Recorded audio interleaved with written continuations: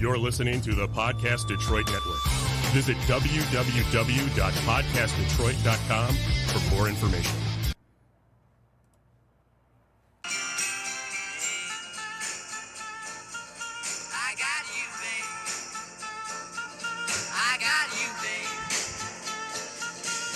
They say our love won't fade away. It's Groundhog Day, motherfucker! That would have been a way better intro to that movie. I'm just saying. Royal Rumble happened. We had our huge event at Buffalo Wild Wings in downtown Detroit. Raw, SmackDown, AEW, NXT, all that fun stuff. It's things that we're going to get into today. We're going to have a quick show for you today because it's Super Bowl Sunday, and we all got shit to do. We got shit to do. This is part of our lives, but outside of the Royal Rumble, not much happened. So we're going to get into that, a little bit of other stuff, maybe some championship wins by some people this week as we break the ring down.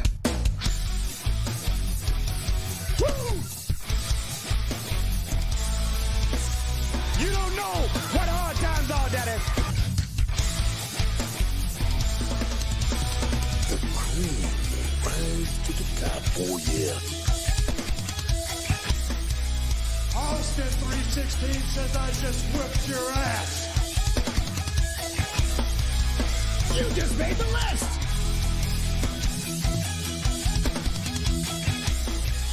This right here is a family.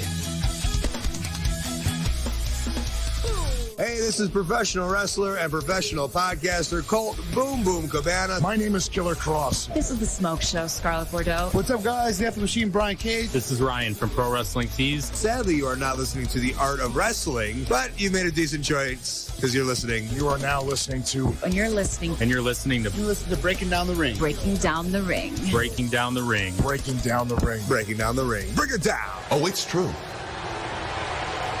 It's damn true. Ladies and gentlemen, you are listening to the most inappropriate pro wrestling show in the mother fucking world.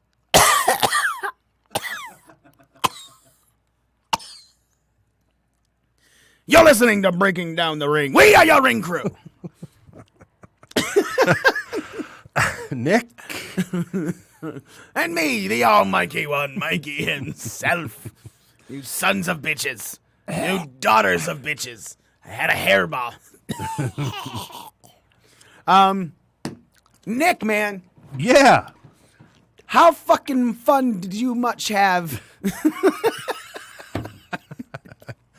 at our Royal Rumble event at B-Dubs? I much had fun all like it.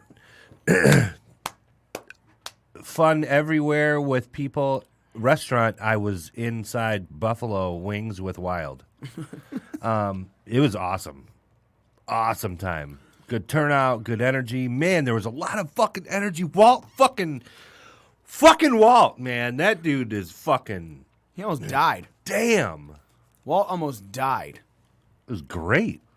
I love seeing that kind of energy for this shit. We'll get into why Walt almost died. Obviously, you guys have seen Walt. He's been on the show. On top of that, he was been on one of our Royal Rumble drinking games videos that you can find on our YouTube. Just go to breakingdownthering.com, breakingdownthering.com, and it can take you to all of our social media: Facebook, Twitter, Instagram, Snapchat, YouTubes, just a kidding. It's you, a tube. Go there, check out some videos. Make sure you go to that official merchandise. You can get yourself some Breaking Down the Ring merchandise, including the shirt that I'm wearing. Soon to be a hat that Nick's wearing. That's what they know. Ladies and gentlemen, what we are doing right now is jerking off the WWE. There's very many times that we, as a fan base, shit on the WWE. I'm a scatting man. Well, if you've seen our Instagram post, you will know where that comes from. Brazzers. WWE did something they haven't done since WrestleMania of last year, and that was put on a great pay-per-view. A great pay-per-view. Not a mediocre, not just good, great. Not the best of all fucking time, but a great pay-per-view. One that was good from start to fucking finish. We had a blast. I can tell you that because we've done these pay-per-views before, and Survivor Series was good, had some good moments, but it wasn't great. I don't think any of us were like, man, that Survivor Series was amazing. I think we all said, wow, Survivor Series was really good. I like the way NXT went over, but it seemed kind of weird that you shit all over your other programming. Even though we like NXT. Royal Rumble last year was good. You know, nothing to write the fuck home about. Good, not great. Right. We were all kind of weirded out by Becky Lynch, how she got in and winning even though she tapped and blah, blah, blah. WrestleMania last year, though, was great. The Kofi win, Seth taking the title off of Brock. You know, The Fiend showing up. Who the fuck else won the big titles? Why can't I think of Becky, yeah, Two the belts. girls, the Becky Two Belts in the fucking main event. Other than that, WWE in the 2019 year put on a lot of good pay-per-views. Nothing spectacular, nothing amazing, nothing shitty until TLC. And we don't fully blame them for that because in the main event that everyone was annoyed about, which is the only thing everyone was really annoyed about, but it was so bad that it just killed your pay-per-view love. Kairi Sane got injured. So anything that was planned, everything just seemed off after that. So you got to kind of give a pass, but you still have to be honest and say, this pay-per-view was not good. It was the worst one of WWE's 2019. And again, pay-per-views. We're not talking Saudi shows. We're not talking network specials. We're talking WWE pay-per-views, those Sunday things that come on around 7 o'clock, 8 o'clock, whatever. They were 8 in the beginning of the year. They shot to 7 after WrestleMania. Not at noon on a Thursday. Yeah. Not at noon on a Thursday, not a weird time on a Saturday. A WWE pay-per-view.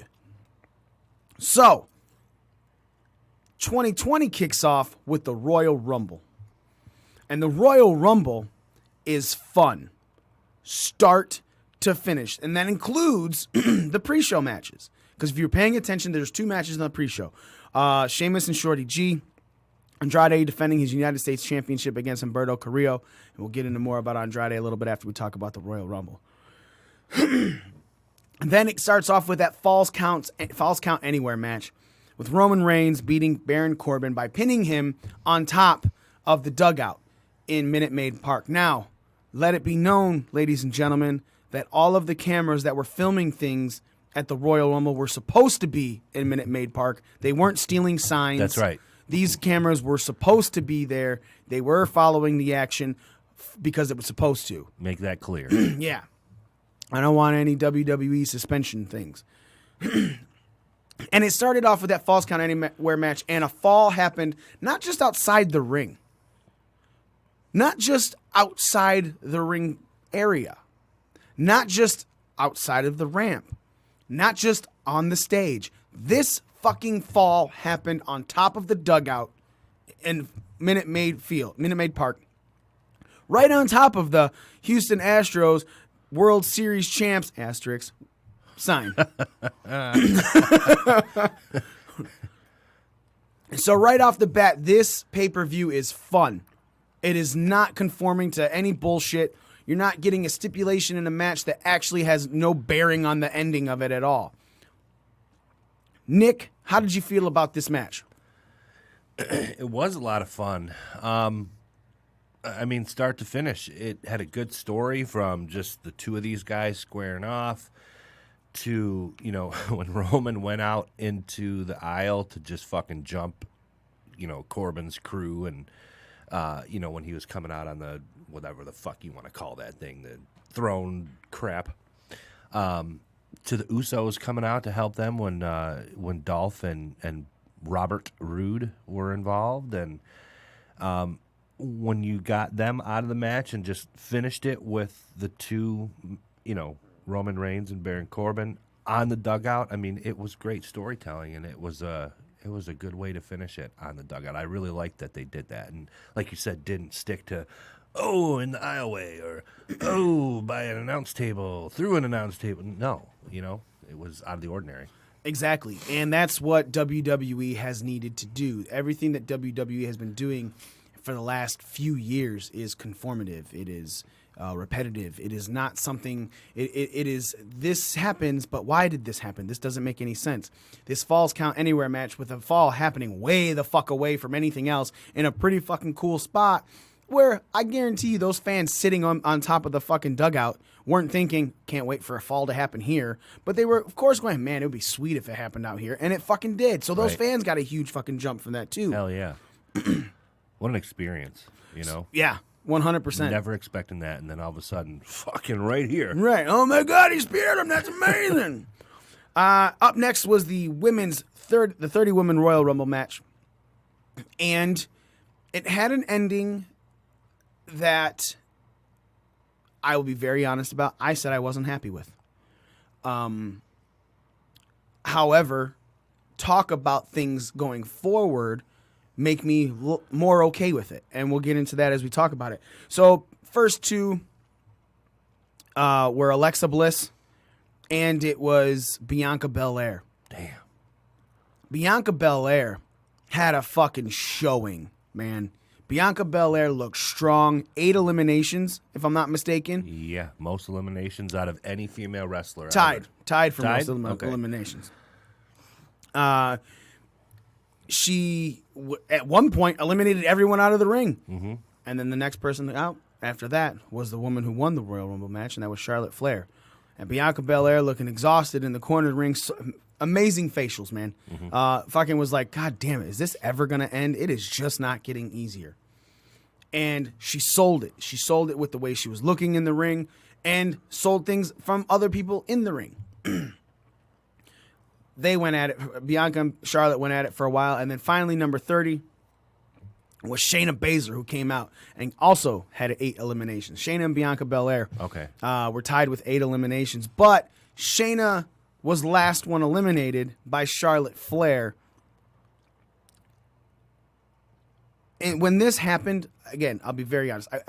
I had to tell everyone, it's not that I'm not upset Charlotte won. I'm upset Shayna lost. Charlotte didn't need, in my opinion, the Royal Rumble victory. Charlotte is Teflon. Charlotte is John Cena right now, right? To the point where she's highly regarded, and I also agree with this, as the best athlete in WWE, man or woman. What she does in that ring, how she performs on the microphone, she is the best all-around performer in WWE. Are there people who might be a little bit better on the mic than her? Sure. Are there people that might be a little bit better in the ring than her? Sure. But are they better at both than her? I haven't found one. Are there better people in the sack than her? Sure. Well, no. We'll talk to Andrade about that. Okay. He knows. He's performed enhanced. You know. So, yes, I wasn't mad that Charlotte Flair won. I was mad Shayna Baszler lost. Because I was like, man, it should be Shayna Becky at Mania. Shayna wins. Shayna challenges Becky. That's what we need. How did you feel when it first went out? We'll talk about the rumors in a second. But that match, tell me about how you felt about during that match and what you felt right when Charlotte won. And I'm going to go grab a water because me fucking fake choking myself actually hurt my throat. Get it. Well, I really think that for me, it was one of the, well, I mean, there's only been 3 Women's Royal Rumbles, but it was the best Women's Royal Rumble out of the 3 so far. I was mad that Charlotte won. Number one, because I had picked Shayna Baszler on my pro wrestling scorecard to win the Royal Rumble, and it just made more sense. But 2, like Mikey said, she didn't need the win. She doesn't need that win to get a title shot or to move on in a storyline or anything like that. But yeah, overall, the best Women's Royal Rumble yet. Bianca Belair, overall for the whole show, MVP of the night. Really? You think so? Yeah, if not, I mean, arguably the MVP of the night.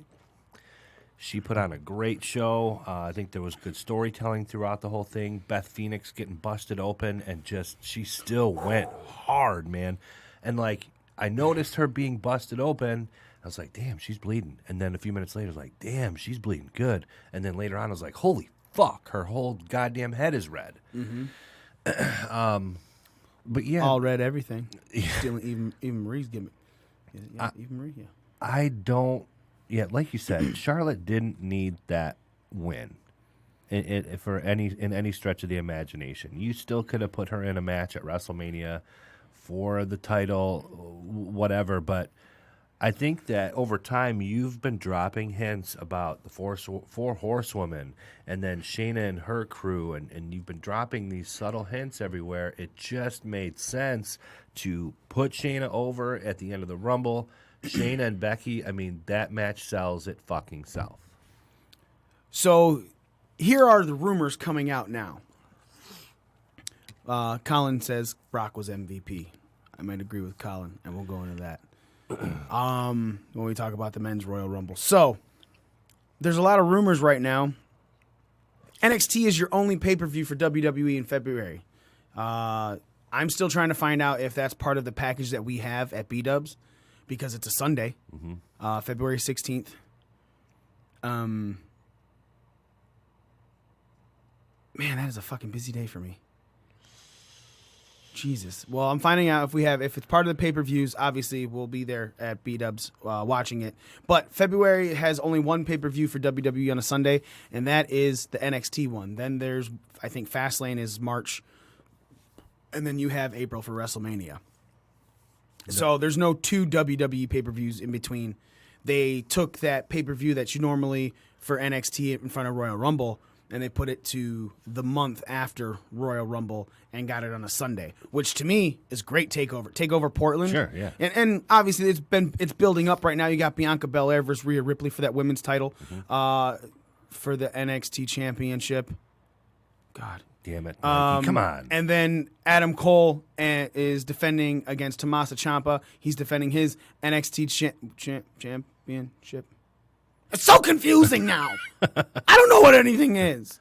But Charlotte won the Royal Rumble. And again, as I said, as Nick stated, it's not that we feel Charlotte doesn't deserve the accolade of winning the Royal Rumble. It just would have been better suited for Shayna, in my eyes, at that time. And the reason I say at that time is because now the rumors are coming out that Charlotte's going to challenge Rhea Ripley for the NXT championship. I did read that rumor.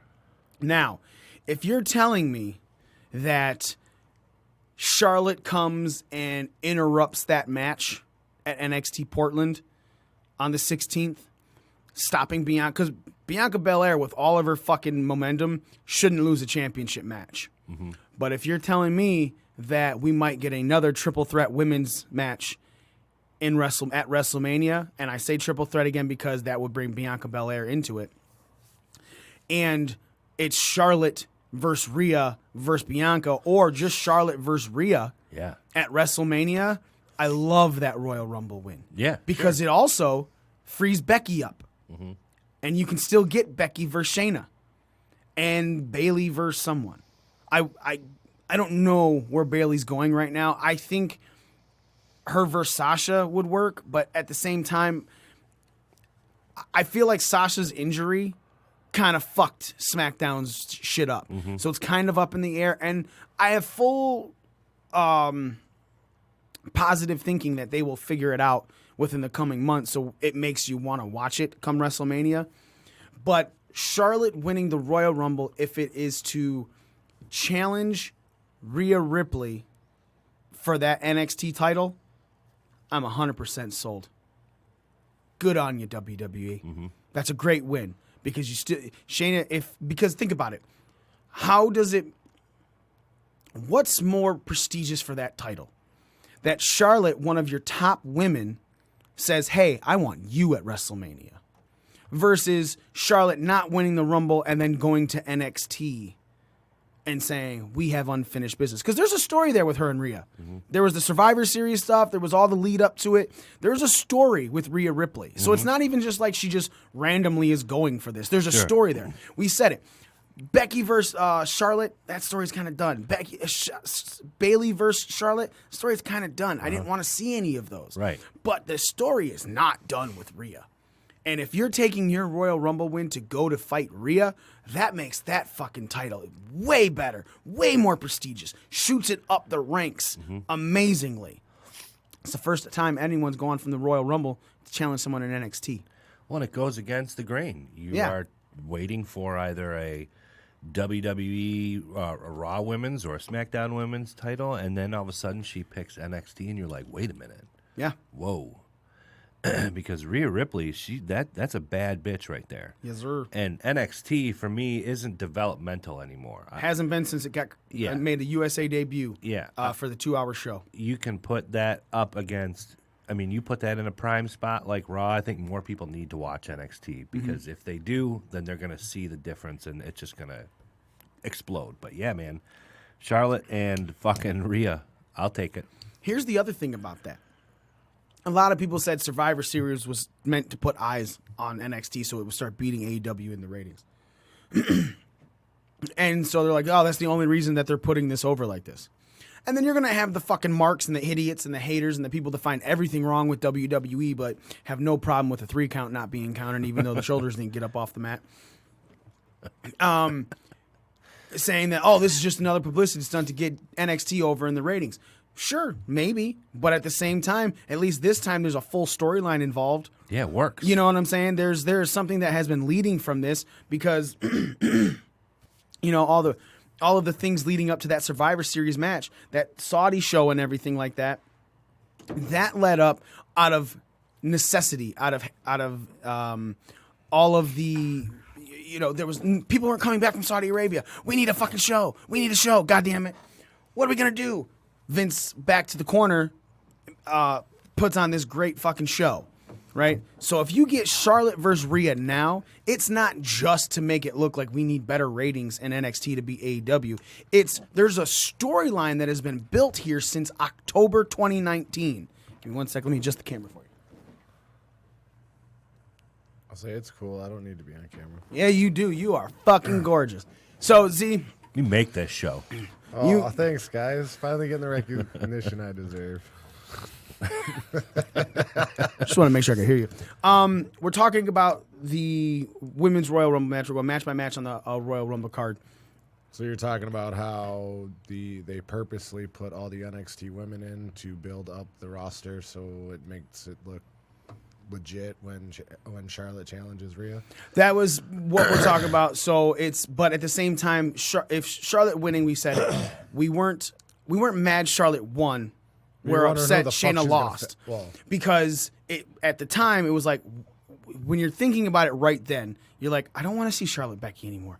I don't want to see Charlotte Bailey. You're not thinking Rhea at the time. Then the reports start dropping out the next day is, well, maybe Charlotte's kind of fight Rhea Ripley for that NXT championship. And then you're like, oh, Charlotte winning that Royal Rumble and fighting someone in NXT, 1, elevates the fuck out of that title, and 2, makes it way more prestigious that Charlotte is the first ever winner of a Royal Rumble match to challenge someone in NXT. Yeah. So with the actual history behind it since October, because Rhea and Charlotte have been getting into it, we're getting into it for a while. Well, not to mention, I mean, if you really think about it, there's really nothing left for Charlotte to do on the main roster right now. Right. She's been through all of those women. She's won those titles 10 times.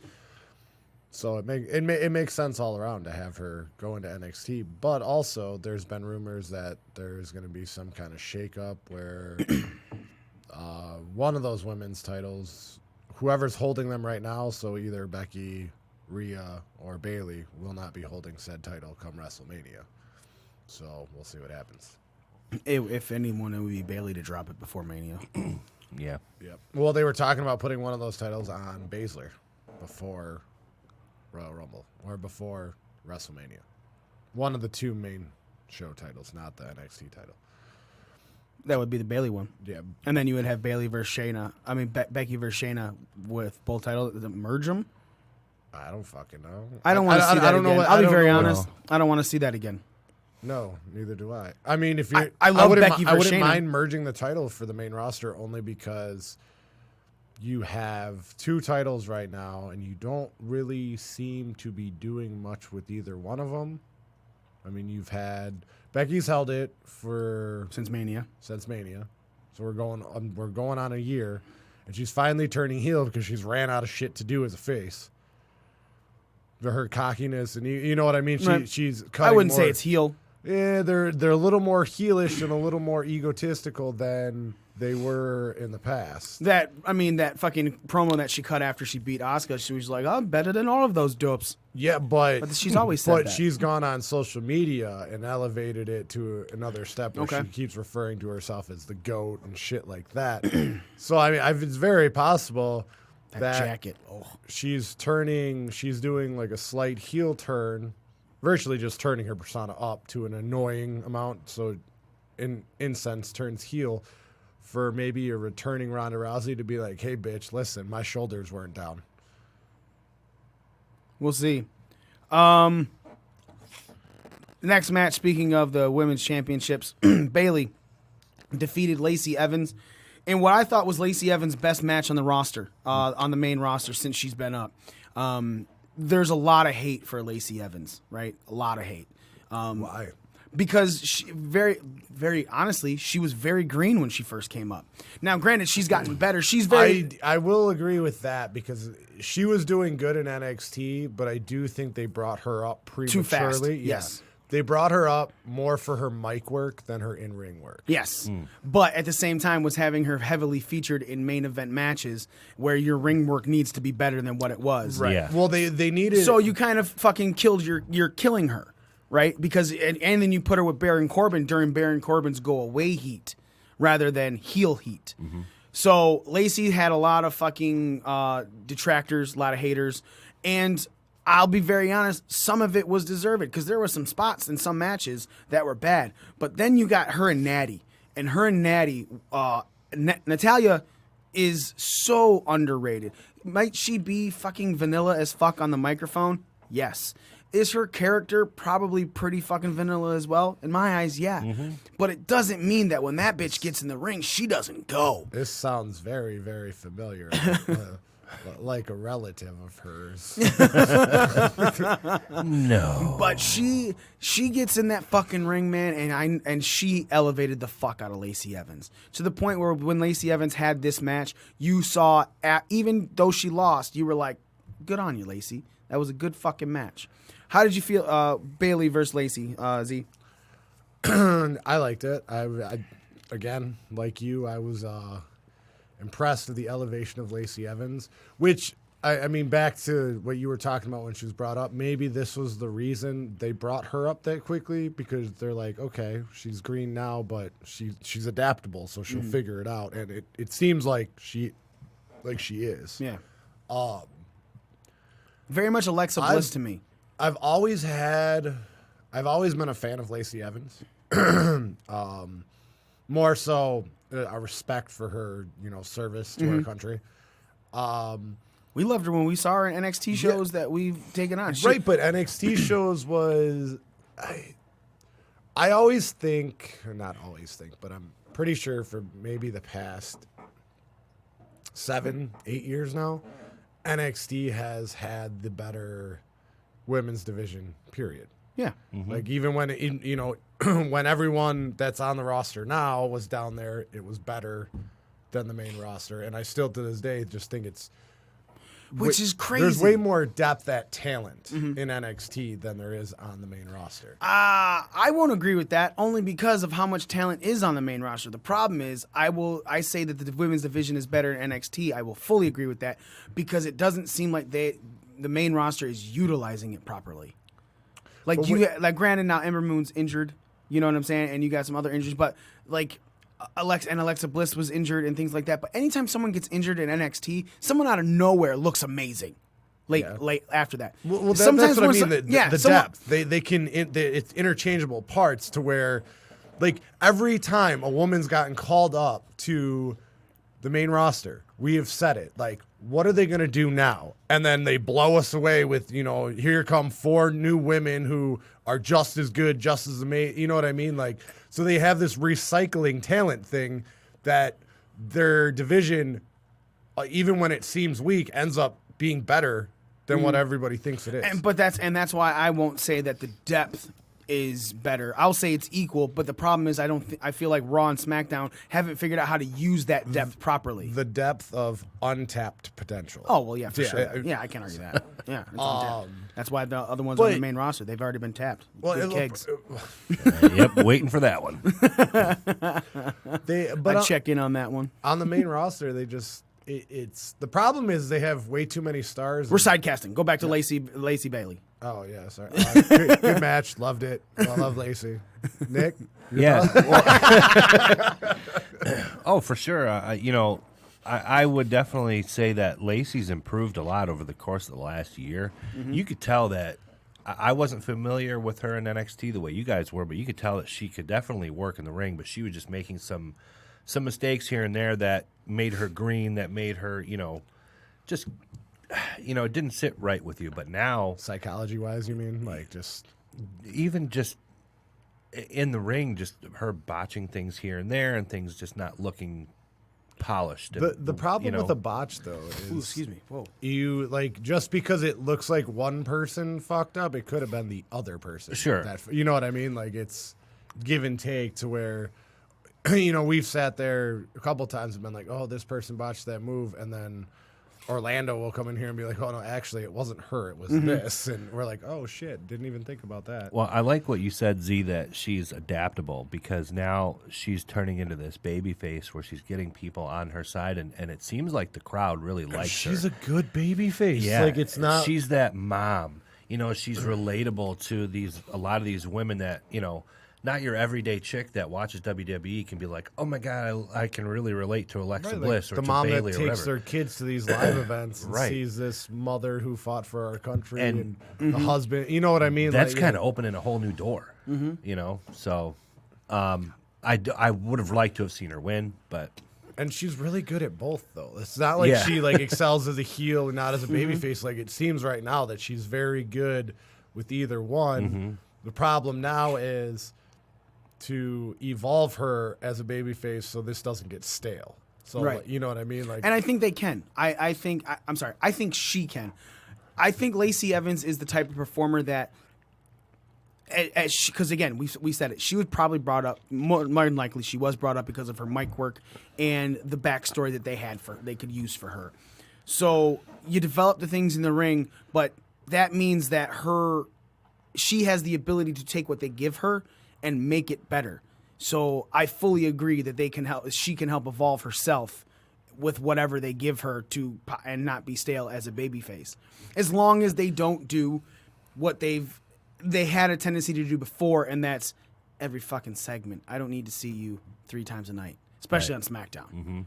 I'm all right seeing a couple things twice a night. It makes sense. Yeah, depending on the story. Right. Like, if it's a story build, finish, if it's just, hey, look, here I am again, just with a stupid backstage segment, go the fuck away. Yeah. Right. But they've been doing better at that since the... A lot of those backstage segments are now turning into like brawls backstage. I mean, granted it was like probably a work just going up to the Rumble, but they'd be interviewing somebody and then you'd cut away and there's somebody brawling in the back. Right. So that's not that bad. Like, I'll agree with that. Yeah, but again, that also means that it's the whole thing isn't about them because you said it. You go one thing to another thing, so it's a transition rather than watching Corbin again and again and again. Which I have to be very honest. We keep going back to that. I'm a Corbin fan. But we keep going back to that. But I'm referring to like that stuff with Seth and Corbin and Lacey and Becky when they were like. That was the goal. It was just too much. You saw all of them way too fucking. It was part of the kill for Seth. Go away. Yeah, it was part of the kill for Seth. It was part of the kill of Corbin, and it was part of the kill of Lacey. Becky somehow was the only one that survived that, and it's probably because of her social media presence and how good she was on it. So, but they got away from that. You really haven't seen that since then. That's why I'm not referring to anything Corbin now. I think everything Corbin now is amazing heel. I think Corbin right now is one of your better heels in WWE. I think he's the top heel. Oh yeah, for sure. By far. Yeah, and the way he, I'll give him number 2. I'll give him top SmackDown heel. Who's top Raw heel? Seth. Nah. Dude, I fucking love Seth's heel heat right now. I do. But and he's getting other people over in the middle of it. Okay. Well, I mean, that's the whole part of a good heel because that's what Corbin why I think he's the best. That's why Corbin does it better, I think. And getting heat? Here's why. Well, no, Seth's not bad at getting heat, but Seth has a tendency, whether he's heel or a face, to take whatever he's doing and literally make nobody care about it. Like when he was on his babyface run, I was like, "Ooh, cool!" And then a month later, I'm like, "I'm bored of Seth Rollins." With Corbin, I'm just like, "This motherfucker!" Like, if I was a kid again, I would hate Corbin wholeheartedly. Like, absolutely. You know what I mean? So you're saying, are you kind of bored with Seth as a heel right now? Not yet, but Okay. it's getting there. Like, really? This is the same shit he was doing when he turned on the Shield. I mean, it's a little. I call bullshit. This is the same thing that CM Punk was doing as the fucking straight edge society. This is the same thing Jericho's doing in AEW with the Inner Circle. Yeah. Only WWE's doing it better. Like, that is the one thing about the Wednesday Night Wars or the new competition is WWE's doing what they did during the Attitude Era. Like, oh, they're doing this gimmick over here and it's over. We can do it better. And it works. All right, next match. Universal Championship match. The Blue Universal title was... I can't even call it the Blue Universal title now because that fucker comes out with his own face on this belt. The Fiend defending against Daniel Bryan. He retained. My opinion, amazing fucking match. It was a show stealer. If it wasn't for the fucking Rumbles and the surprise entrance, this would have probably been my number one match because Daniel Bryan we said it before with Natalya, just goes, man. You get in that ring and he will fucking make you look like a goddamn god. He's and the best wrestler on the roster. And Bray Wyatt's a good wrestler. We've never had there's not a single time that anyone on this show has ever been like, man, Bray Wyatt is boring in the ring. No, there has been times where his gimmick was stupid, like the lights and everything didn't make sense over that one WrestleMania, right? When he was taking on Randy Orton over the compound thing, and they did with the worms weird videos and shit. Yeah. That was a little. But on the same note, it was something they've never done before. You right. know what I mean? Yeah. Look, there's gambles and misses, but yes, and that's what it was. You can say that sometimes the gimmick of Bray Wyatt before the Fiend was hokey. But Every now and then. could tell, like you could tell though that was like a creative decision, not a Bray Wyatt decision. You know what? Again, yes, but again, back to the point. We've never knocked him for his in-ring work. Not once have we ever said, wow, Bray Wyatt puts on a bad match. Yeah, but I used to talk shit about Husky Harris, but that's about it. That's like shit talking Lacey Evans when she first got called up. Huskers the pig. So I'm gonna get to the chocolates. So I think this was possibly could have been the show stealer for the match, for the pay-per-view. I loved every point of it. Match I've ever seen. Yeah. Dude, if you're filling out your pro wrestling scorecards, we were all like, I had like 18 or 19. Nick, what did you put out 24. first? 24. 8. 8? 50 fucking 8, man. 58 strap hits. And it was like, Jesus. Even Pro Wrestling Scorecards put out a tweet that said, did anybody get that right? No, I don't think anyone went that high. Yeah, if you gave me a plus 25, Daniel, maybe. I would have got a point. Yeah, right. But, I mean... How did you feel about the match? I liked it. But back to the scorecard real quick. Okay. Hindsight being 2020, I'm like, well, that makes sense because somebody just goes nuts and starts whipping the shit out of you. So 8 was kind of a low ball number, but... Way low ball, jeez. Going into this match, I made a couple of comments on our social media about, oh, hey, we get another gimmick match in the Royal Rumble and, whatever. And I was kind of against it just because, like, in a strap match, there's not much you can do. Or, at least I thought there wasn't much you could do. But, I mean, these guys went out and they had a good wrestling match. They incorporated the strap many times. I mean, just the match was great. Like you said, it stole the show. It for a gimmicky match, it didn't feel like a gimmicky match, and Felt like a fucking beatdown. 58 lashes. Cody, take that. Yeah. I mean, yeah, no, it was probably the best match on the card. Nick? Well, it definitely was the best strap match I've ever seen. When I How many first strap matches have you seen, Nick? it was fuck It's not the best strap-on I've ever seen. 4, Oh, wait. 4? 3. You only strapped 2? it on 4 times? Oh, wait a minute. That's what we're talking about? Okay. Well, but the fact 58. that the match went on for a while, it was closer to 15 minutes, I think. It was one of the longer matches little longer Bray's than that. had as the Fiend. The fact that they did use it 54 times instead of just a handful here and a handful there, and the match ends quick. They utilized the strap really good, aside from beating each other with it. There's just all kinds of things happening here. Smitty's like, I'm just not here, but thinking, I wish they utilized that strap on me. Grinder profile. Promo code STRAP at SmittyMeats.com. Yeah, it was a good match, though. It was a little weird that they didn't use the red lights, but then I'm kind of thinking about it from a production standpoint. If you're at Minute Maid Park and you're, sitting way up there, and if it's fucking red, yeah, you have the big screen. But it's not like a dome stadium. stadium. Did you leave before The Fiend came out? No. At SmackDown?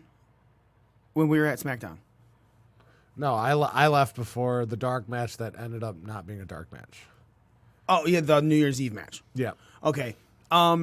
In person, the red lights weren't horrible. No. It's Okay. not. It's very easy to watch. The way it translates through the camera digitally, though, does make It makes it look bloody, like it bleeds into other yeah. things. Almost like a hate 90s I hate that with filter. Raw. Like when the fucking Street Profits were on the other day and they had their all red suits on. I was like, someone needs to fix this. Like red is the only color that is horrid to look at in HD anything. I have a really good TV with 4K. Yep.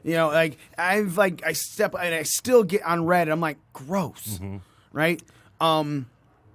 So I agree, but I think it was really bad because of that Hell in a Cell was red as well. That's when it all the thing started, that looked like a right? milk So crate. then, you're watching a basketball game in the hood.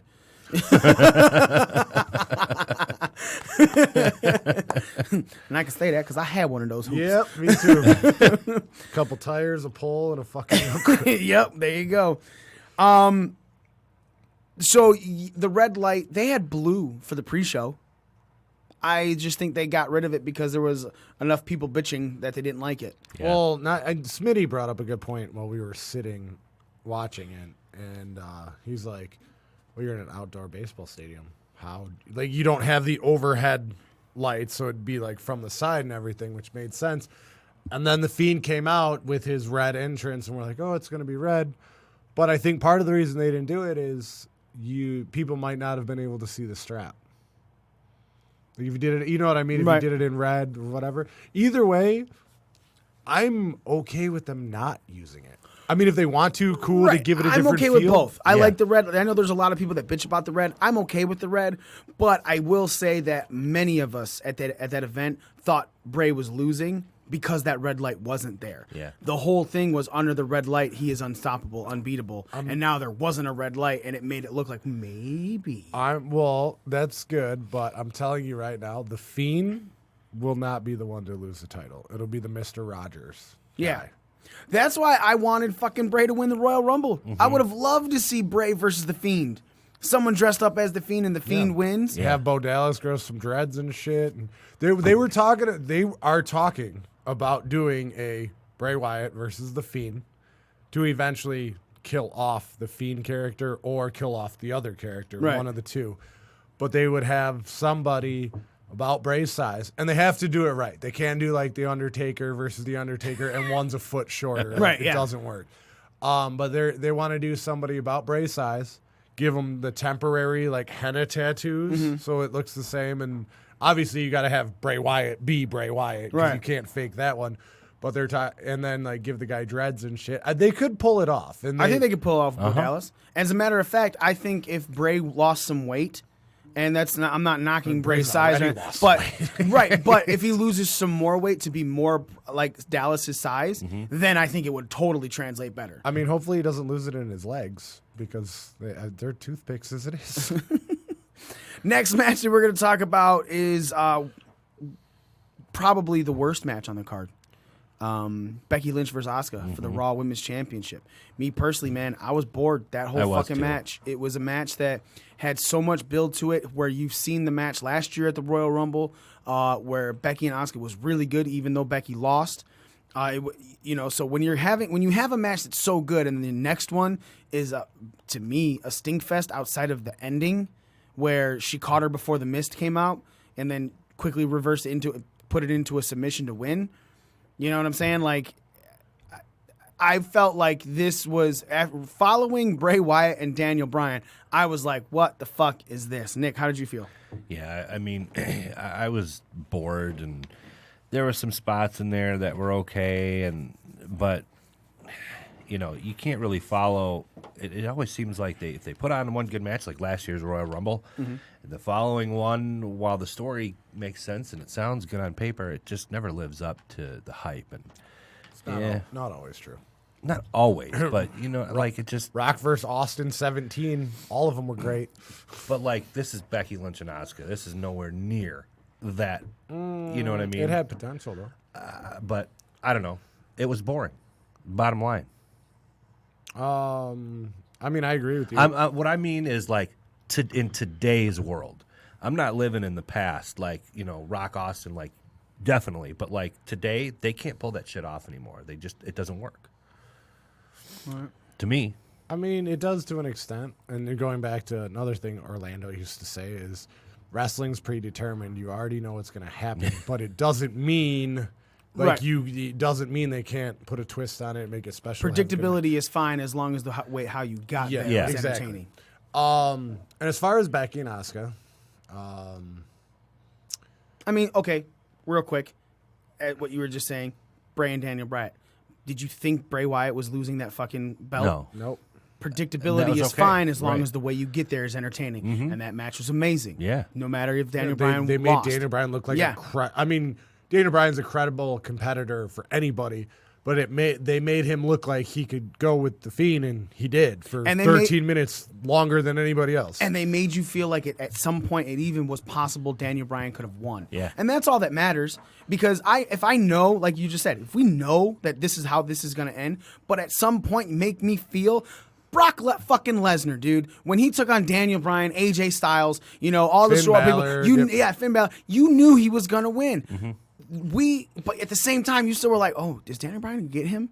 Oh, shit, is AJ going to get him? Yes. Oh, fuck, is Finn Balor? Why the fuck did Finn Balor not tap? Why did fucking Finn Balor tap out? That's like stupid things at the end. But the match, you knew how it was supposed to end, was going to end, and at the same time made you think, well, maybe. Yeah. And that's all Well, that matters. especially Yeah. with the Finn where he hits his stomach in the corner, and you're like, Yeah. oh, there's you know what I Yeah. mean? Even Yep. as an adult, you're like, wait a minute.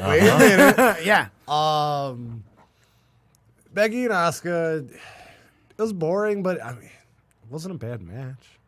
Just boring. Like It wasn't bad. Part of the boredom may have just been where it fell on the card too. I mean, That was really bad. especially when you have good matches like Roman and Corbin, and you've had good matches like Daniel and fucking Bray, and you have both. You know what I mean? Like where it falls on the card, like maybe that had to do with some of the boredom, because I don't think it was a bad match. I mean, it was just a plain generic match.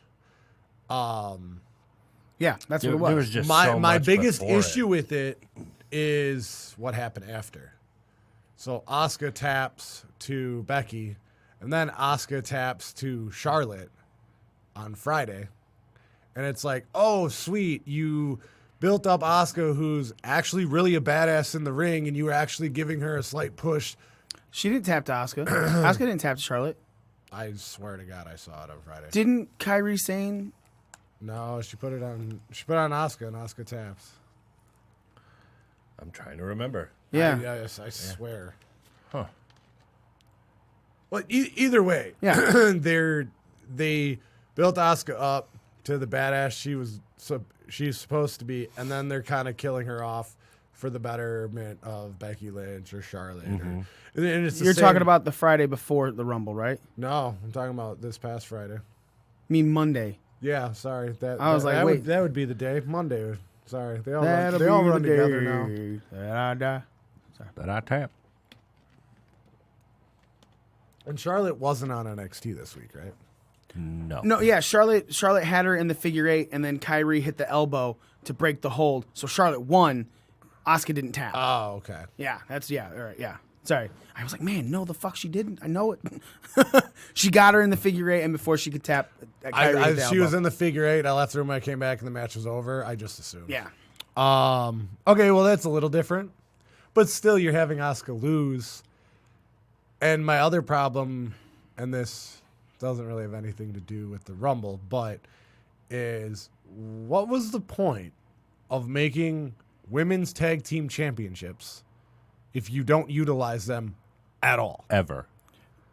It's just okay. See, you don't have an answer. Here's when did they utilize the men's tag team championships? What do you mean? When did they utilize them? When were they defended on any pay-per-view in the or when are you going, wow, they're doing something with the men's tag team titles? Well, with the men's tag titles, they at least... Is it rare? Is all I'm saying. Is it often enough to where you're like, man, this is a major part of the show? No. But, okay, but so if they're not even making the men's a major part, I'm sorry, if the men's are a barely part of the show and there's 2 of them. Well, hold on a minute. Okay, so the men's are not spotlighted like other titles, and at times they are pushed aside, but they're at least, if they're not defended on a pay-per-view, they're defended on TV. Like The women's aren't even fucking defended. Yeah. They've. I'm not I haven't arguing even. I haven't even seen a women. When was the last time we've even seen a women's tag team match that involved titles? Yeah. Not when Asuka and Kyrie won them. Oh, I'm sorry, no, and they defended them on NXT once, right? Yeah. Okay, and that was before they were live on TV, right? No, they were live. Were they? Okay. Mm-hmm. Either way, they don't seem to do much with these. No, I'm agreeing with you. Which. But they should have dropped saying them on. Why did they do it when they're not going to utilize them? It's like, okay, but they don't even utilize the men's. But and they utilize this even but less. the men's have like a lineage dating back to like when they actually used to care about the tag division. Whereas the women's, they just gave them tag titles like a year and a half ago, and you're not doing anything with it, so why even fucking bother? Because they're progressive, man. It's just, ice. Like the Iconics held them for what? It's almost like Shinsuke Nakamura and his Intercontinental title run. Well, we held him for 200 days, but we only defended the title one time, and then we lost. Yeah. I'm not arguing anything because there's nothing to argue. WWE hates Vince hates tag teams. Always has. The only time the tag teams were spotlight was when it was the Dudleys, Matt Hardy, and Edge and Christian, because you couldn't argue those matches. Those matches were some of the most entertaining matches for even before that. I think it was like the DX era when the New Age Outlaws like made the titles relevant. But then you would go into like Kane and X-Pac and did the New Age Outlaws make the titles relevant, or was it they were in just the most popular faction, so the titles were a big fucking thing? No, because they were a good tag team before they even joined DX. Right, but at the same time, those tag titles didn't mean shit. I think I believe they meant more then than they do now. Yeah. But I'll argue that it was because they joined that faction that titles shot up. Well, and I will say that in the late 80s, early 90s, there was like a pattern. For example, the Hart Foundation won the tag titles, and they had a little run with them. And it was normally Mania to Mania. Mm-hmm. Then mid card, then upper card, then right. So back in the day, although it may have not have been featured as much as other titles or other matches, it was still a stepping stone. It still meant something to be a tag team champion. Now it's just, oh, hey, we're going to put Seth and Buddy together. And, I mean, yeah, you're showcasing your title, but you're not doing it. They did that back then, too. But the problem is you're showcasing the title, not the division. So it doesn't matter.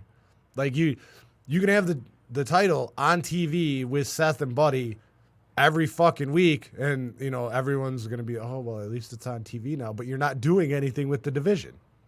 So what the fuck does it matter? Well, they were on every week with the fucking, Don't worry, I'll wait. the Viking Raiders, too. Against jobbers, which was dumb. Like, again, doesn't help the division. Helps the title, not the division. Not arguing that. What the fuck? Oh, yeah. Sorry, I just saw the NXT Tag Team Championship, and they were beautiful.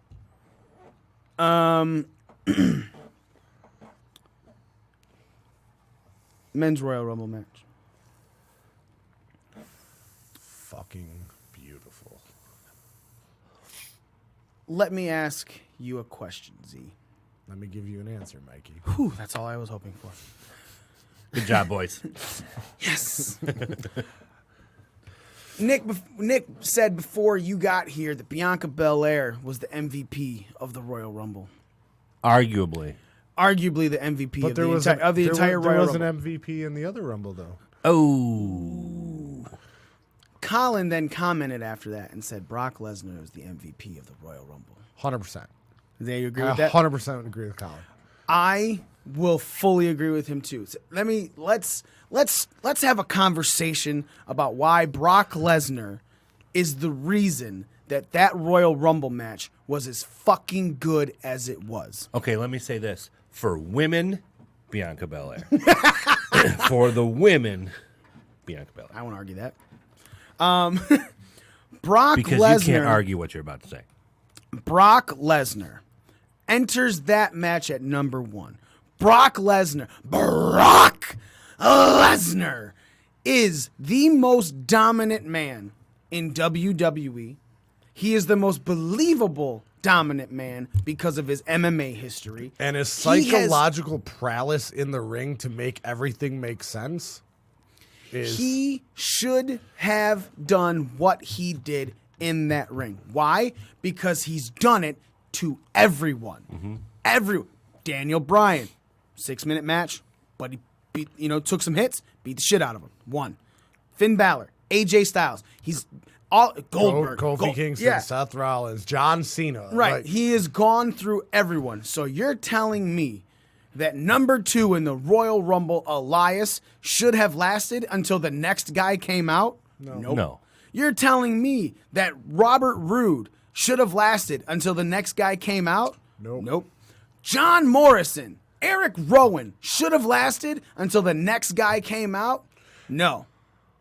I agree with you, no, but at the same time, Rowan is big enough to be believable. Like, Brock's already gone through 7 people. He's a little tired. So if Eric Rowan were to stay in a little bit longer, it would have been believable. At the same time, Eric Rowan and Big E got eliminated the exact same way. Going for an offensive move, the minute they turn around, Brock's already there, not taking him over the ropes because they went to the ropes. Mm-hmm. Not Brock overpowering him and putting him out in the ropes. They went to the ropes themselves, and Brock just caught him with a real quickness. So then Kofi Kingston comes out, and the crowd explodes. And let me be very honest.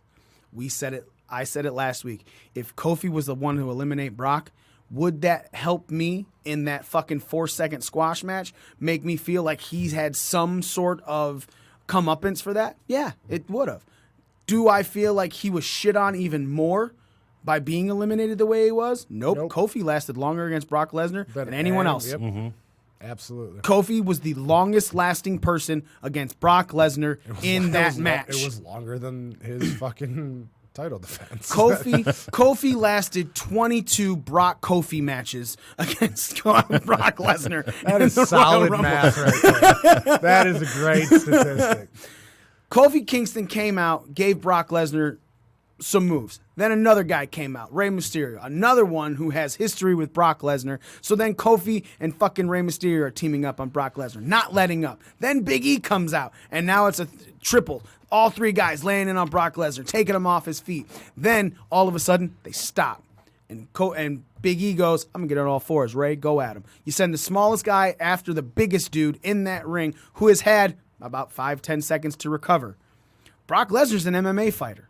5-10 seconds to recover is all you fucking need in that corner to come back out and knock someone the fuck out in one shot, right?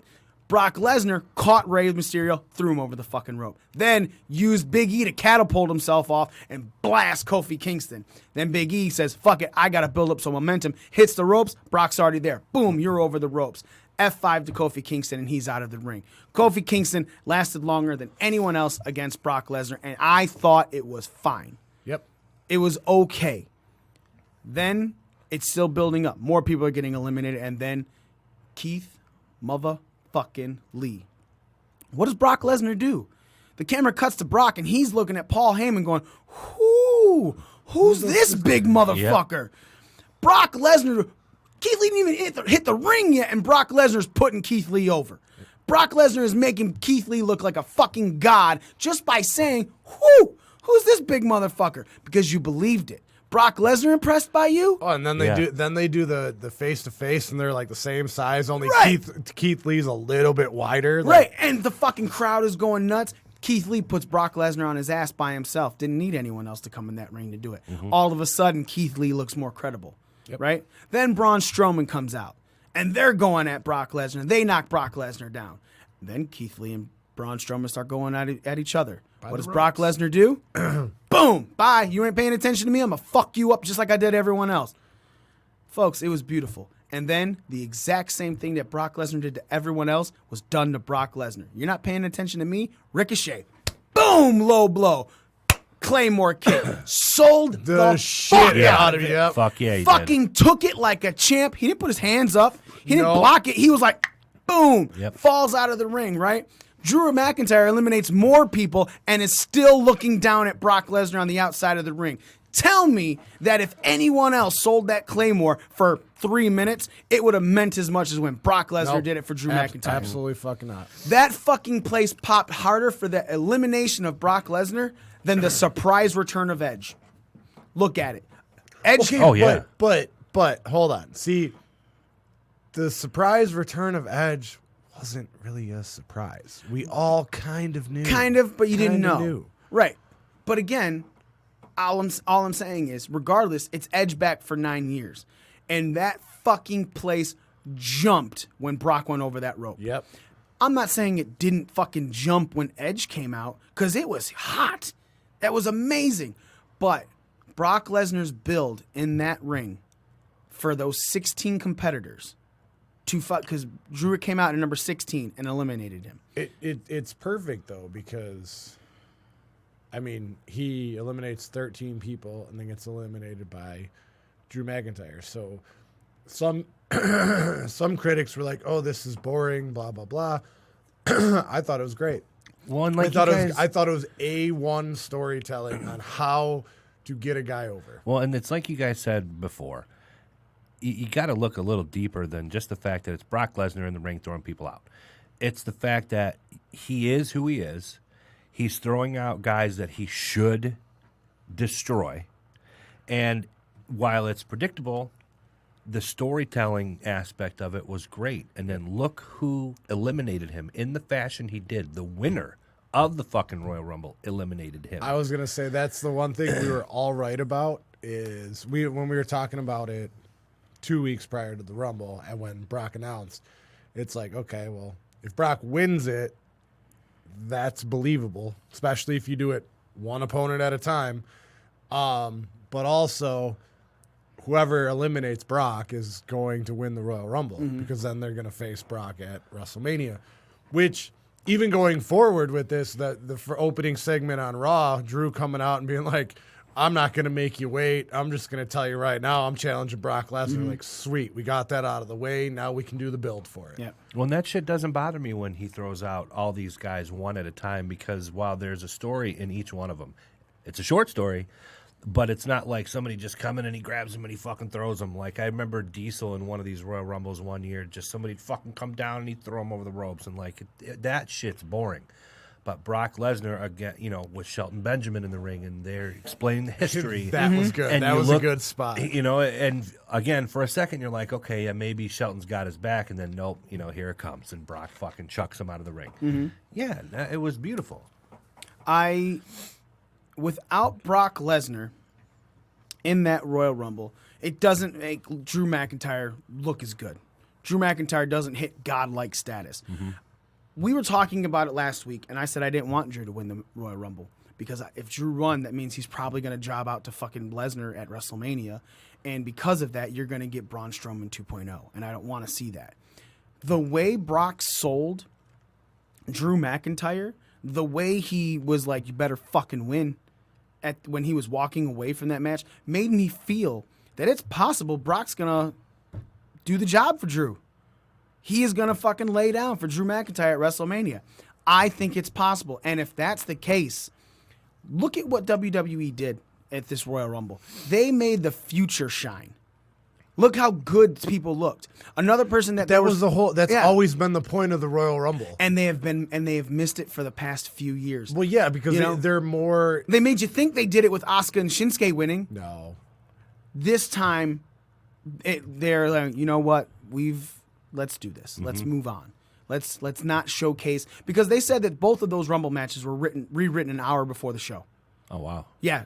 Originally, Roman Reigns was supposed to go over. Yeah. Like Drew was gonna eliminate Brock, but lose. I thought that. But it was going to come down to Roman and Drew. And other way around. Well, and Shayna was supposed to win the women's. No shit. Yeah. So and it was all rewritten an hour before. And look, with the final four that you had in the men's Rumble, Randy, Edge, Roman, Drew. Yeah, I never would have guessed Edge. Well, I would have guessed Edge if Edge was number 30.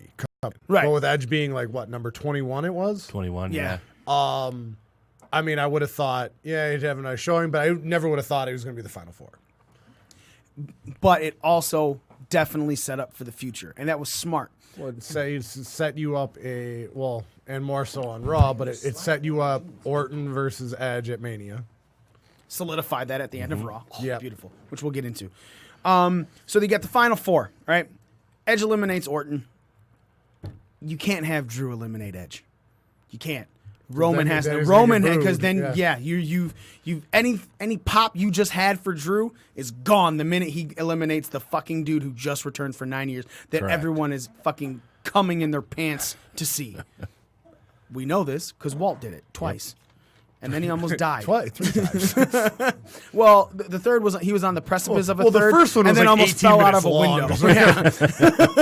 Yeah. Longest orgasm of my life. when he jumped up on the shuffleboard table, I really thought he was going to fall. Yeah. I was like, no. Could you imagine Walt? Oh, I don't know, but just imagine like going through that window, like, well, Edge killed a guy. With the much adrenaline that was running through Walt, he probably would have popped right up from the cement, run back upstairs, and did another lap. That's the new ice bucket challenge. So Edge had to get eliminated by somebody that wasn't Drew McIntyre. Roman Reigns can take that heat because and then when Roman lost to Drew, it got a bigger pop for Drew because you just eliminated the guy that eliminated Edge. Roman's kind of Teflon now to the point where if you want to put him in a match against Bray at fucking WrestleMania, I'm okay with it as long as Roman doesn't win. Right? Like, you already just really fucked Bray with that Seth Rollins match. Now you're on a momentum build with him. Keep it. Yeah. I kind of like what they're doing with Roman and the Usos right now. Like, kind of stick with that. Like, they kind of like they do with AJ and the OC. Like, they're a little faction. They do kind of their own thing, but every now and then they Come together and yeah, exactly. And it's kind of like WWE trying to stick it to the elite. Like, oh, we can do this 3-man thing better than you guys can. No, I really, I really believe that. And I think that's why we're getting AJ and the OC. And I mean, we could do AJ and the OC versus Roman and the Usos at WrestleMania. kickoff show, whatever. You know what I mean? Like, there's different things you can do with that. Roman's at a point where, for the first time since the Shield, Roman is organically over. Don't try to push him too far, too fast again so everybody hates him. Just let it happen naturally. Yeah. Yeah, 100%. So I was glad he didn't win the Rumble because Yeah. that would have been, again, trying to cram it down our throats too fast. Yes, agreed. There's not easing it in. There's no lube. No lube. I do like the fact that whoever eliminated Lesnar won the Rumble. Even if it wasn't Drew and it was somebody else. I was talking with Daniel from Pro Wrestling Scorecards, and he felt that Drew winning it was kind of a waste because you already had the main event set up with Drew eliminating Brock. Should a SmackDown guy, even if it wasn't Roman, have won then? In your eyes, I know you said you like the fact, But that it Drew, doesn't. But it doesn't matter because whether you're a Raw or SmackDown superstar, you get to pick what title you want to go for. Okay. So you essentially could have done, maybe AJ Styles, and There was that conversation. Aleister Black was supposed to win the Royal Rumble, would have been sweet. Yeah. I would have been. but he was okay with supposed that. to go take on Brock. Yeah, You no, want it? And that, there you No, go. yeah. There you go. It's the same. Although that could make for an interesting match if they did it right. Right, but do you see Aleister winning that one in any way, shape, or form? I don't know, but I'd like to see Brock sell a black mass. It'd take like 6 of them, but I mean, yeah, but again, I'd rather see that match when I know that it's a 50-50 possibility of either one of them winning. I was going to say, yeah, you definitely got to build Aleister Black more. Yeah, I think you definitely got to go through a year of him just like going through the roster and then. Now him versus the Fiend. Brock and the Fiend? No. See, Black. the problem with Black that and the is, Fiend. I'm very selective of who I want to see wrestle the Fiend, only because it's like wrestling the Undertaker at WrestleMania. Unless you're a select few people, you're going to lose. Still a big match and whatnot. I think putting Black against the Fiend has Black a better chance of winning than, and I don't think that kills the Fiend character then. Like right now, let's be very honest. What does it do Roman, what does losing to the Fiend do for Aleister Black? Okay. Losing to the Fiend versus losing to Brock Lesnar. Losing to Brock Lesnar, you're just once again, okay, these are people being fed to Brock Lesnar. But now it's just, you're being fed to the Fiend. But the Fiend is still a new, fresh gimmick. So it's not going to kill you if you lose to the Fiend. You can come back and fight. Like, okay. But still, I mean, what they've been doing is everybody that loses to the Fiend changes in some way, shape, or form. Daniel Bryan went from heel to face. Seth Rollins went from face to heel. But there is a pattern here where everybody has changed in some way, shape, or form after going at it with the Fiend. So, just Aleister Black versus the Fiend, especially with the way things are going with the Fiend right now. Clearly, he's not going over the Fiend. So, what does losing to the Fiend? He goes back to his NXT character where he doesn't talk and he just goes and kicks ass. Okay, but that loss still hurt. I don't think it hurts him at all. I think it also depends on length of match and I think the it can, match. I think that loss could elevate him more than a loss to Brock But Lesnar. also is Aleister huge Aleister Black mark. Huge. Like he's probably my next favorite wrestler. Yeah. Comeuppance. But I don't think he's at that status right now. I think wouldn't winning the Royal Rumble put him at that status? But he didn't. But that's what I'm saying. This is post winning the Royal Rumble. This was the conversation that Aleister Black was a person to win the Royal Rumble. I think it would have been unexpected, Mm-hmm. Yeah, who's knocking at my door, and then I'm so glad he went past that on Raw. Yeah, but now he's knocking on other people's doors. Which, I mean, at that point you could have set up him and the Fiend. He goes and finds the Fiend in the boiler room somewhere and gets the mandible I like claw. boiler rooms. You were saying, Nick? I definitely think that if winning the Royal Rumble would have put him up there and it would have been unexpected and, not something that people. I would have done the edge run like Walt did. Yeah, it would have been very exciting. And then, yeah, like I said, him. Although he needs a gear change because that green color is ugly as fuck. So there's a lot of talk as well that because of. My bad. You never even turned it down. Didn't even turn it down. My bad. Is this the best Royal Rumble in history, Nick? No. Okay, Z. No. Thank God. The best one in the past 10 years? 10 years. Absolutely. For sure. Best one. I mean, I'm not even. Okay, best Royal Rumble match. No. No? Which one do you think is the best? Me being biased. Always. 95. Sean Okay. comes in at number 1 and is the first person to ever win it from the number 1 spot. Okay. That Number spot? 2 would be 92, Flair winning it all.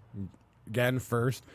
Then 94, because it's the first time 2 competitors were eliminated at the same time and touched the floor with Lex Luger. And, like my top 5 are a bunch of firsts. Right. So with this, I mean, this one's definitely maybe my top 5, definitely in my top 10. Mm-hmm. So, I mean, it's up there. I enjoyed when Sean won and he dumped the Bulldog over because Sean was hanging onto the ropes and his 1 foot kind of grazed underneath, and they thought maybe his feet were touching, and that was, to me, that was the first time I could remember that happening.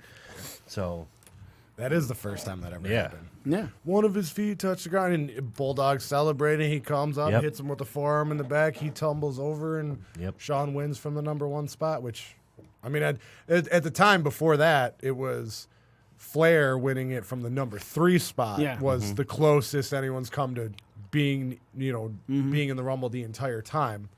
And then, I mean, obviously 96 is on my list just because, again, Sean comes in at 15, wins the whole thing, and then goes on, and we have the Iron Man match at WrestleMania 12.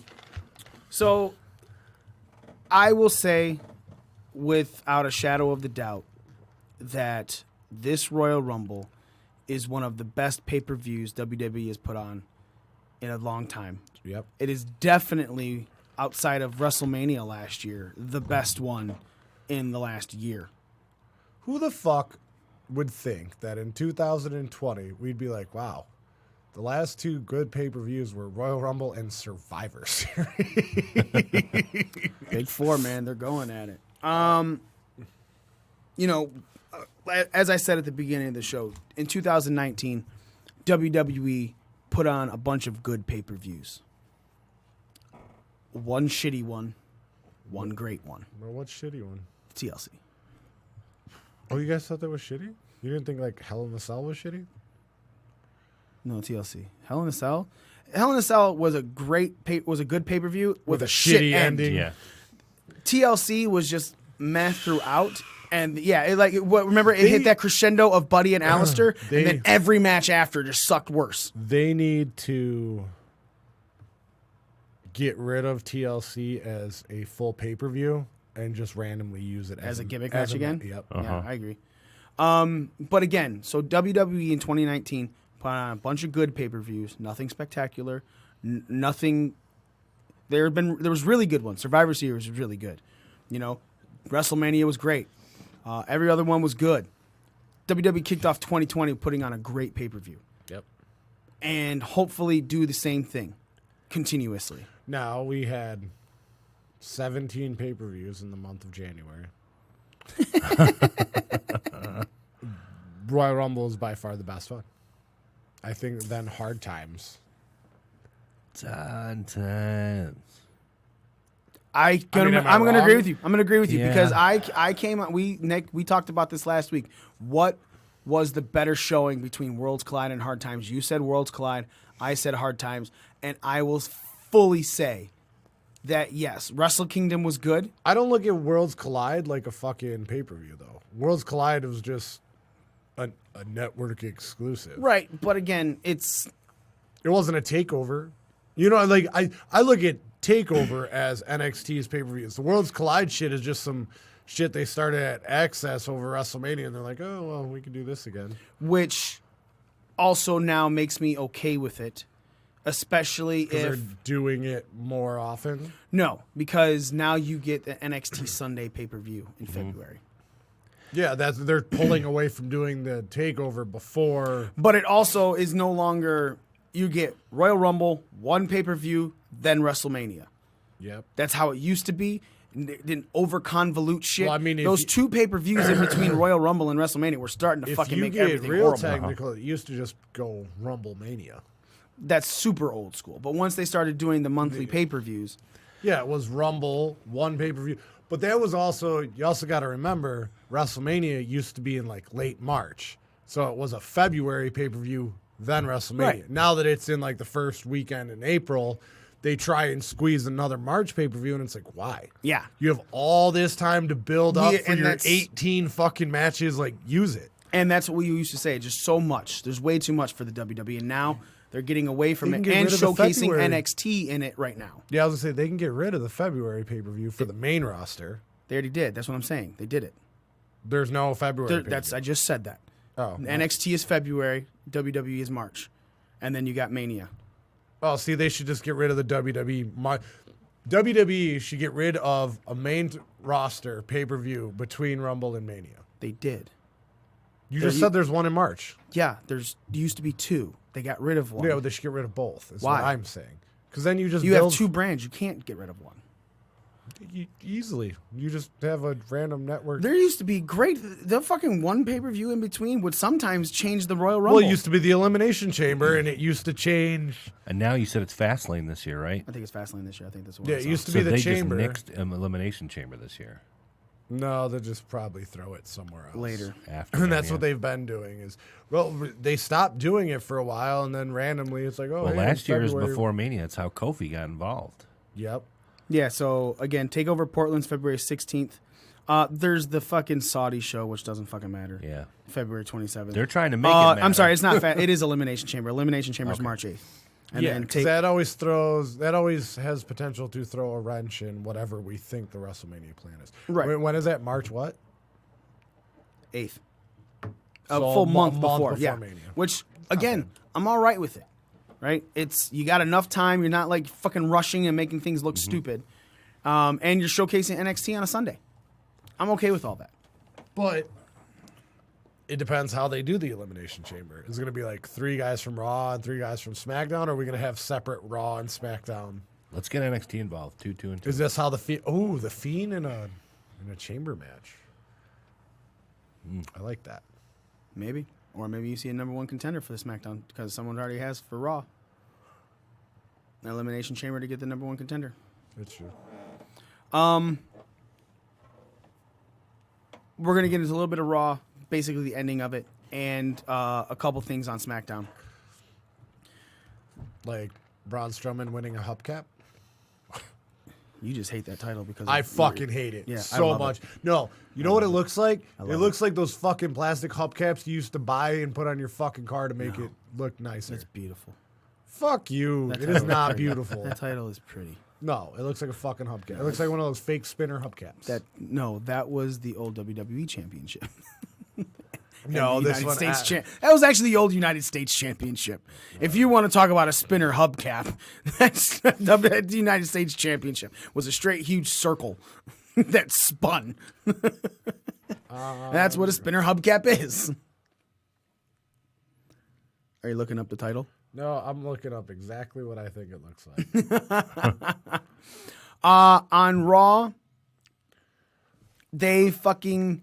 I hated Raw for like the first hour.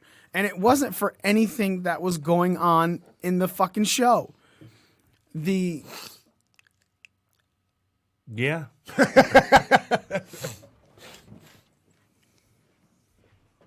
Yeah, it's the U.S. title. It's a silver circle. Fuck you. Exactly what it fucking looks like, too. So great. I hated the first hour and a half of Raw, and it wasn't because of anything that was going on. It was because every time they played the fucking footage of Edge returning at the Rumble, it made me think Edge was coming out right then. And I was like, God damn it! You teased me, you fucking dicks. And Keep you watching for the whole 3 hours. I'm all right that it was the main event, right? It should have been the main event, but it was the way the fucking clip started just made you think you were watching a live footage until you realized, nope, that's the Royal Rumble fucking again. God damn it. And again, that's not even like a real fucking hate of the show. I thought Raw was really good.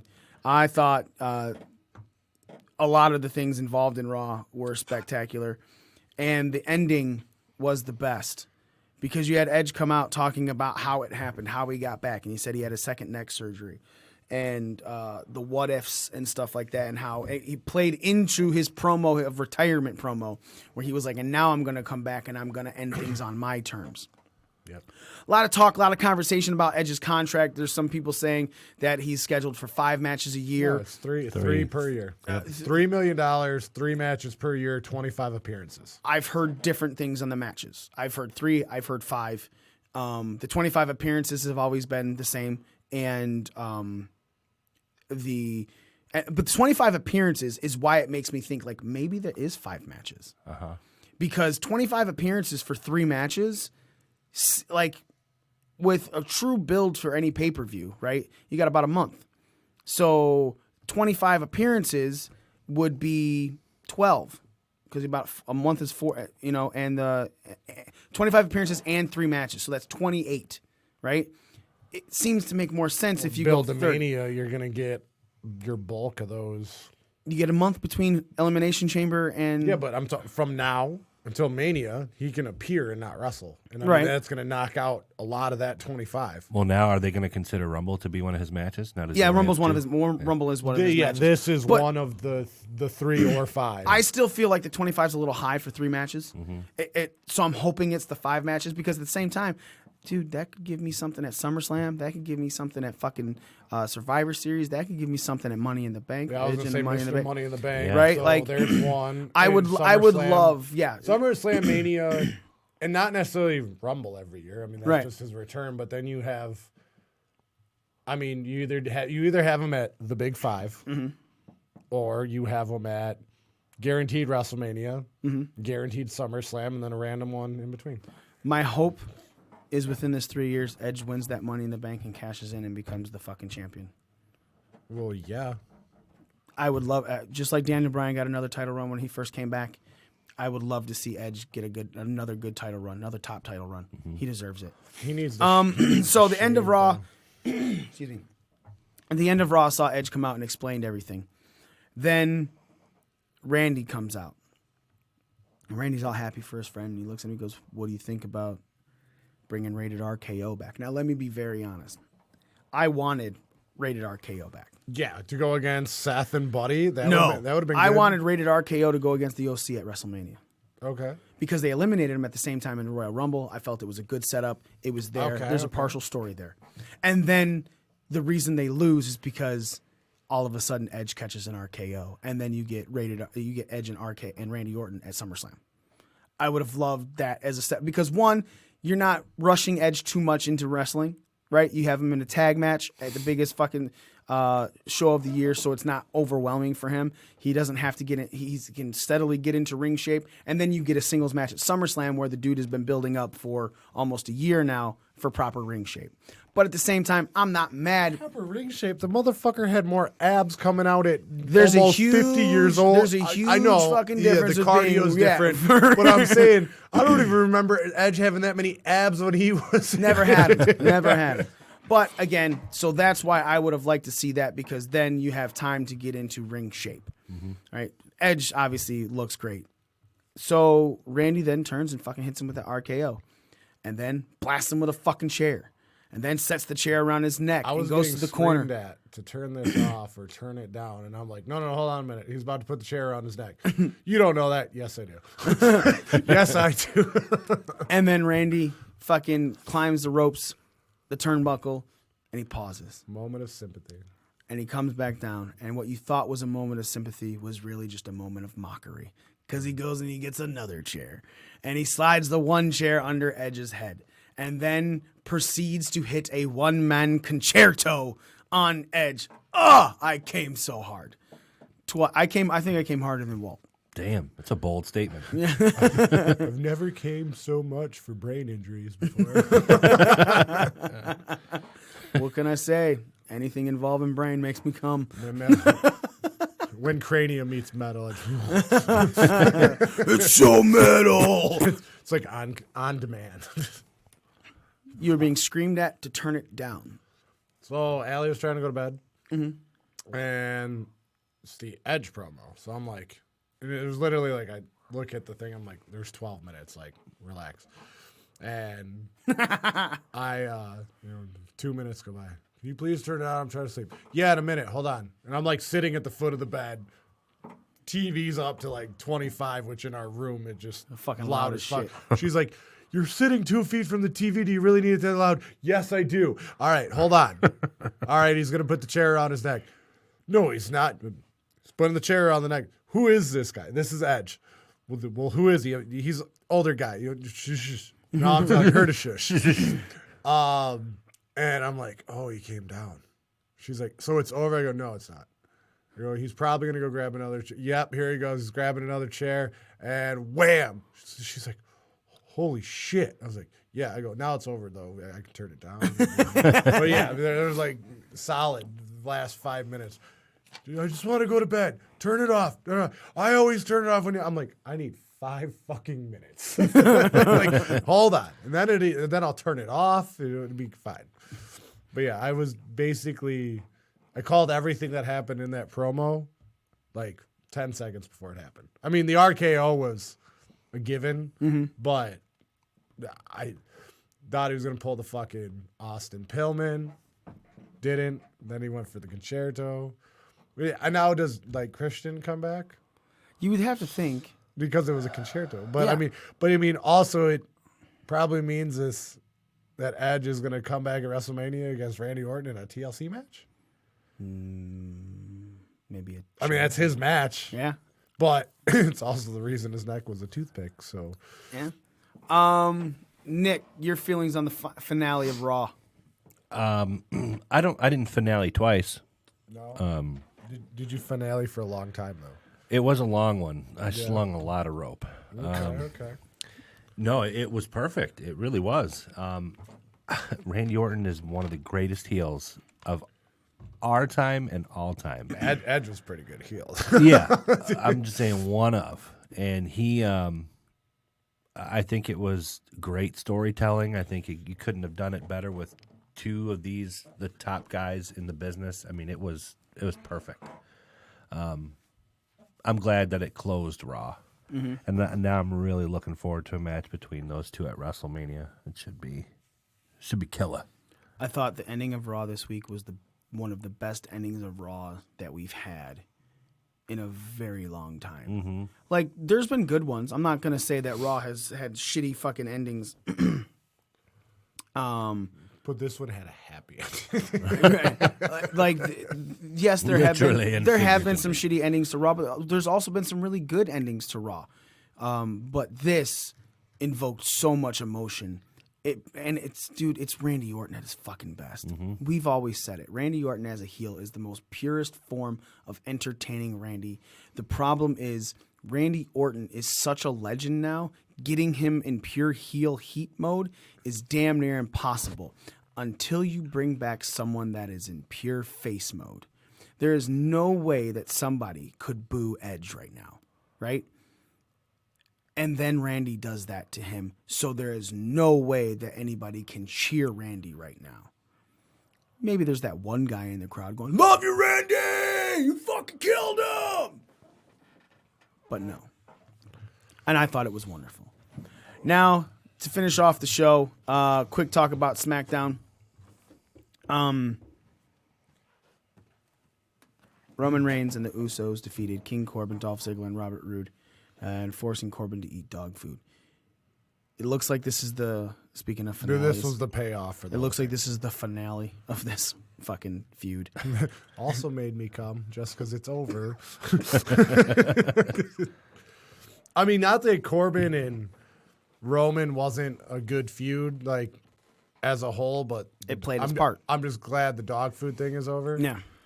I didn't mind it, but I knew when he covered Roman in dog food, it was going to end with him being covered. I mean, How did you not know? You know what I mean? Like these people that were. Go ahead. No, yeah, I was listening. You know, who did the Bazzers thing? Was that you? Yeah. Just everybody. Corbin got shit on.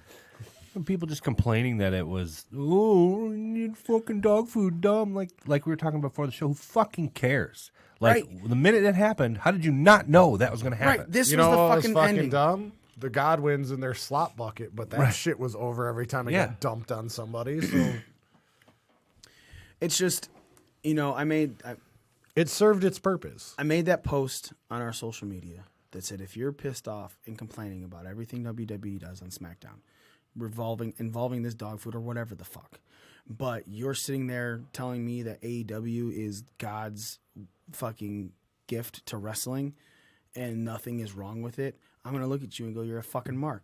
But it's the same time. Super mark. It's the same fucking thing. If you're praising everything WWE does and shitting all over AEW, you're a fucking mark. Yes. Get the fuck over it. Learn that things have good and bad. I will fucking shit talk the fucking refereeing of AEW until the day it's not worth shit talking anymore. Because eventually you got to get it right.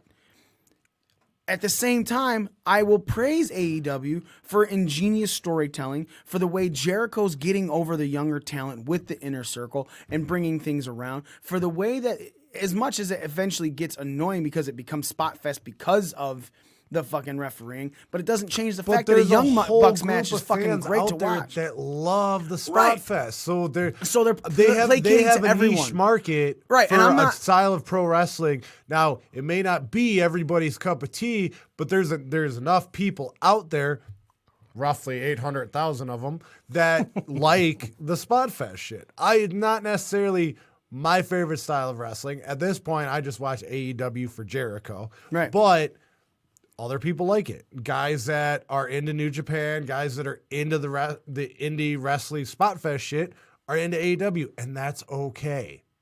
Right, I'm not, but see, that's what I'm saying is I still, even though the spot fest isn't my cup of tea, I'll still like a Young Bucks match. I'm not, that's what I'm saying. No, don't get me wrong. Yeah, that fucking tables match with the fucking Lucha Bros, that was a spot fest, but it was fucking great to watch and fun. Do I like seeing it? Sometimes. Do I like seeing it in every fucking match? No. Exactly. Agreed. But if you're complaining about every fucking thing WWE, or you're complaining about every fucking thing AEW, but you're praising another company without any, saying it has no flaws, fuck off. Yeah. Every one of them has flaws. AEW has flaws. WWE has flaws. I have yet to find one with NWA, but again, it's only on for an hour and they do it very well, and then they go away. Did you have any flaws with NXT when it was on for an hour? No, right. And now you can find flaws. even with 2 hours, there's not many. But to be, if you're not a mark, you're going, okay, that was a little off, and that's fine. You have to be unbiased. And you're supposed to enjoy and dislike things. I'm so fucking sick of it has to be one side or the other. Yeah. Enjoy wrestling. You are in a prime of professional wrestling that has more to offer than we have had in history. You're getting on television, major cable television, you are getting 9 fucking hours of wrestling a week. It's too much. I don't think so. If you have the time to fucking watch it, which we try our fucking best to. Well, that's what I mean. Like, I don't mean like it's awful to have it. I'm just saying it's awful because we do a show. Fucking hours. I want to watch it. That's a day's worth of work, yeah, friends. It's like hard to find the time. And it's frustrating. But I spend my lunch hour watching wrestling. You have more to choose now than you've ever had before. So why does something have to be the absolute drizzling shits always, and the other thing is absolutely God's gift to fucking Because the one thing that has remained a constant, whether it be the 80s, 90s, 2000s, 2010, whatever, is that the internet wrestling community just likes to complain about whatever the fuck they want to complain about. They did that so much in the 80s. They even did it during I the hated the Attitude internet Era. wrestling community but during the 80s. The internet wasn't used like it is used now. Right, so it was Could the you back imagine? the back pages of PWI where people Yeah, would right. send in letters. Exactly. It just It was the PWI. there was always people complaining about somebody not being the champion or this being done. You're always going to get a critic, Right, No matter 100%. fucking what. You're Doesn't never- matter what you do, you're going to get a critic. Never gonna make everyone happy. I'm going to be quite honest. I haven't watched AEW in a couple weeks. I I haven't even gone back to rewatch it. Like I watched my NXT, then I've started watch the opening show of AEW, and I mean it's kind of losing its luster for me. I told Mikey the same thing. I was like, dude, I went back and I started to watch the Jericho Cruise last week, and I watched the opening tag match, and I didn't watch the rest, and I didn't watch last week. And I didn't. And it's not that I don't want to, but I have other priorities. Raw, SmackDown, Yep. I was the same NWA, way. NXT, you know. Well, NWA is easy. It's an Right, hour. I can right. watch that while making dinner. Perfect, cool. Raw sometimes gets it's 3 hours. I normally start it an hour later so I can fast forward through a lot of the commercials so it doesn't feel like 3 hours. SmackDown, I catch up before we do the show, but there's a lot of times I don't watch SmackDown live. but do you mustard after the show? What's that? Do you mustard after it? What do you mean mustard? Ketchup, mustard. Oh. I'm stupid. That makes sense now. But I don't watch it live because it's Friday at 8:00, and sometimes I'm doing stuff. If I happen to be at home, sure, turn it on. This week I watched it at home, but a lot of times I'm out and about on a Friday. I got to catch up, Saturday or Sunday morning, and AEW just kind of gets pushed to the wayside, partly because I've kind of lost my interest in it. I still read upon it because we do the show, and I still like to see what Jericho's doing because he is one of my all-time favorites. But I'm just slowly losing interest. Kenny Omega and Adam Page winning the tag titles is the same thing as Buddy Murphy and Seth Rollins. But people want to talk shit about WWE taking two random guys and putting the tag titles on them, but then AEW does it and they praise them for it. And I don't know. People are dumb. There's nothing that's exciting me about AEW right now. Remember when we were talking about AEW?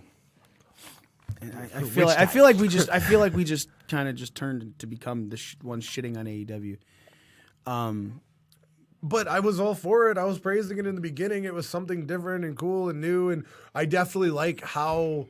I mean, there are things I like about AEW. Like when you go to StarCast, the fan involvement in all of the stuff. Then the StarCast and the shit we get to do at StarCast and all that stuff. We couldn't go to WrestleMania and do Access Week. I mean, we probably could, but we'd have to pay a lot more and have to know somebody to get in there. Whereas StarCast and shit, we can just go do it. But my point was, remember when we first started talking about AEW and we said, what's your cutoff time for this? How long do they have, in your opinion, before you're bored with it and sick of it? Well, my answer, most of us said a year to 6 months to a year. Me, I was like, 2 or 3 months. Sure as fucking shit. It started in October. 17 weeks later. I'm like, man. I'm not giving up. I didn't think. I haven't given up know, either, but- but at the same time, I need to see something that's gonna happen before I go, okay, I definitely know. I don't want to just tune in. I tune in, I'm fucking at home on a Monday night. I don't know what the fuck's coming out on Raw, and I still just turn it on, right? I'm at home on a Wednesday night too at 8:00, and I turn on NXT. Yeah. I don't know what the fuck's going on either show, but I'm not and I don't go back and say, well, let me watch AEW now unless I heard something fucking sweet happen. No, I'm the same way. I try to. Don't get me wrong. But another reason on Wednesday nights I choose NXT over AEW is because I have Hulu Live. So if I watch NXT live, I get the full 2 hours. If I wait to watch till the next day, I get the condensed hour version. So Is it really? yeah, it's 1 hour. Well, you do realize that you could watch it the next day on fucking WWE Network, right? And no, it's the full 2 hours. didn't realize that. Well, now you know. And knowing's half the battle. But still, again, I'd rather watch fucking NXT. But AEW, I can rewatch AEW. It's a full 2 hours and 3 minutes or whatever. But same thing happens every time. Thursday afternoon, lunchtime, I watch AEW through my lunch hour, and then that is all I watch. So I watch like the opening match every week. And then you don't finish it? The problem with it is there are times where the opening match will grab my attention and I will go home and I'll finish it, but it'll be like in bits and pieces throughout the weekend. But then there's sometimes where I'm just like, that was boring, and I don't even bother going forward with it. So maybe AEW should start having better opening matches or opening segments, or I don't know. Whatever. Bottom line is, enjoy wrestling. Enjoy what the fuck you're watching. Love it. Ladies and gentlemen, thank you so much for listening. Thank you so much for watching. We really appreciate it. Make sure you go to breakingdownthering.com. Follow us on all of our social media. If you're watching or listening live, make sure you go to our subscribe to our podcast, Apple Podcasts, Spotify, wherever you get your podcasts. It's right fucking up there. Make sure you subscribe. Give us 5 motherfucking stars, please, and thank you, because we're better than you, and you know it. MJF still rules. And we are your ring crew. Z. I was waiting how long until you told me. Nikki No Belts. And me, the almighty Nikki one, No Belts. your That's current, once again, ring crew champion, the almighty one, Mikey himself. 2020, hashtag anybody but Smitty. We are out.